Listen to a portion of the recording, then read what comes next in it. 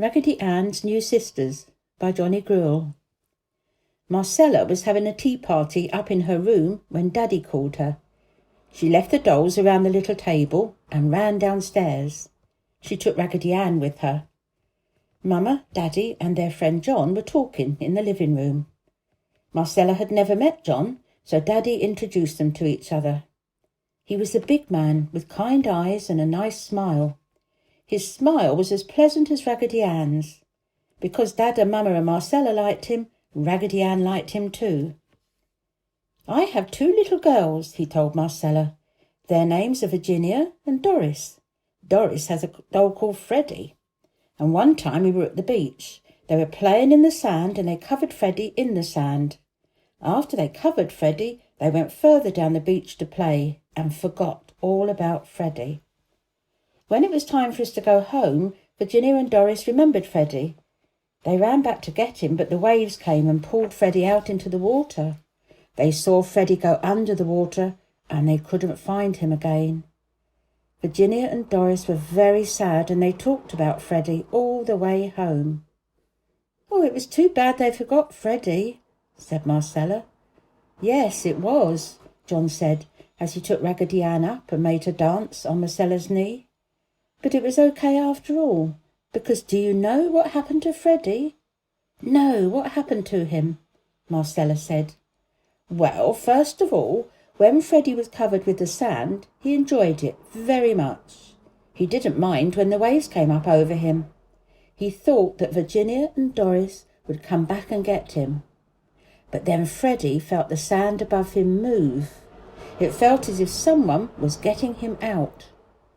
Soon his head was uncovered, and now he could look right up through the beautiful green water. What do you think was happening? The waves were washing away the sand and uncovering Freddie. When he was completely uncovered, the undertow took him out to sea. And then the waves threw him up into the air with the ocean spray. The wind and the waves helped carry him back to the beach." Marcella couldn't wait to hear what happened next. The next day, Virginia and Doris found him on the beach, looking very happy after his wonderful adventure. "Freddie must have enjoyed it, and your little girls must be very glad to have Freddie back again," said Marcella. "Raggedy Ann went up in the air on the tail of a kite one day and fell and was lost, so now I'm very careful with her." "Would you let me take Raggedy Ann for a few days?" asked John. Marcella was quiet. She liked the man, but she didn't want to lose Raggedy Ann. "I promised to take very good care of her, and I'll give her back to you in a week. Will you let her go with me, Marcella?" Marcella finally agreed, and when John left, he put Raggedy Ann in his bag. "It's lonely without Raggedy Ann," said the dolls each night. "We miss her happy painted smile and her fun ways," they said. And so the week went by, slowly. When Raggedy Ann finally came back, all the dolls wanted to hug Raggedy Ann and ask her many questions. They could hardly wait until the time when Marcella left them alone. They hugged Raggedy Ann almost out of shape. She had to straighten her hair and feel her button eyes to see if they were still there. And then she said, "Well, what have you been doing? Tell me all the news." "Oh, we just had the usual tea parties and games," said the tin soldier. "Tell us about yourself, Raggedy. We missed you so much." "Yes, tell us where you've been. What have you been doing, Raggedy?" all the dolls said. Just then Raggedy Ann saw that one of the penny dolls was missing a hand. "How did this happen?" she asked as she picked up the doll. "I fell off the table and hit the tin soldier last night when we were playing." "But don't worry about a little thing like that, Raggedy Ann," the penny doll said. "Tell us about yourself. Did you have a nice time?" "I will not say anything until your hand is fixed," Raggedy Ann said. So Helen ran and found a bottle of glue. "Where's the hand?" Raggedy asked. "In my pocket," the penny doll answered. Raggedy Ann glued the penny doll's hand in place and put a piece of cloth around it to hold it until the glue dried. And then she said, When I tell you about this wonderful adventure, I know you will all feel very happy. It made me almost burst with joy." The dolls all sat on the floor around Raggedy Ann. The tin soldier sat with his arm over her shoulder. "Well, first, when I left," said Raggedy Ann, "I was put in John's bag. It was stuffy in there, but I didn't mind. I think I fell asleep. And when I woke up, I saw John's hand, and then the hand took me out of the bag. John danced me on his knee. What do you think of her?" he asked 3 other people sitting nearby. I was so interested in looking out of the window that I didn't listen to what they said. We were on a train, and the scenery was just flying by. And then I was put back in the bag.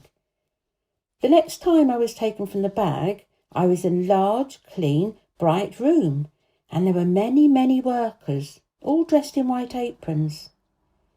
John showed me to the people in aprons. Then they cut my seams and took out my cotton. And what do you think?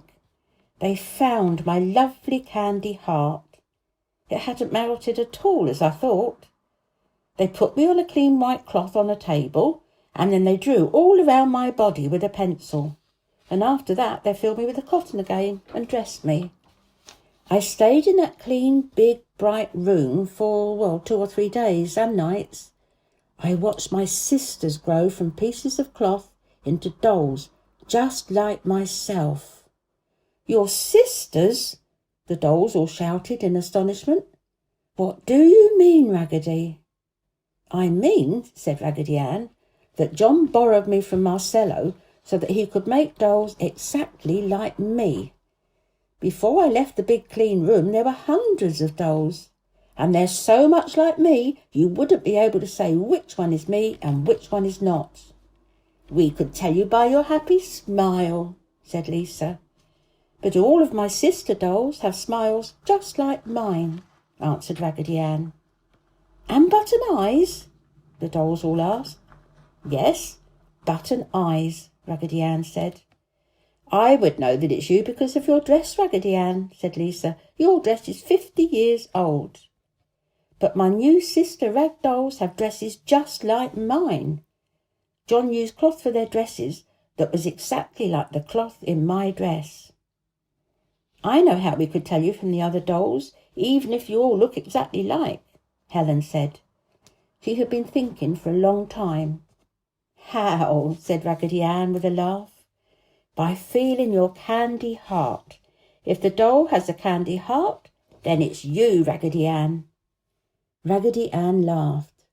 "I'm so glad that you all love me so much, but I'm sure you wouldn't be able to tell me from my new sisters, except that I'm old and worn. Each new doll has a candy heart too, and on each heart are the words, 'I love you,' just like my own candy heart." "And there are hundreds and hundreds of new dolls like you?" asked the little penny dolls. "Hundreds and hundreds of them, all named Raggedy Ann," said Raggedy. "Then," said the penny dolls, "we are really happy and proud of you. Those new Raggedy Ann dolls will bring the love and happiness that you give to us and to others."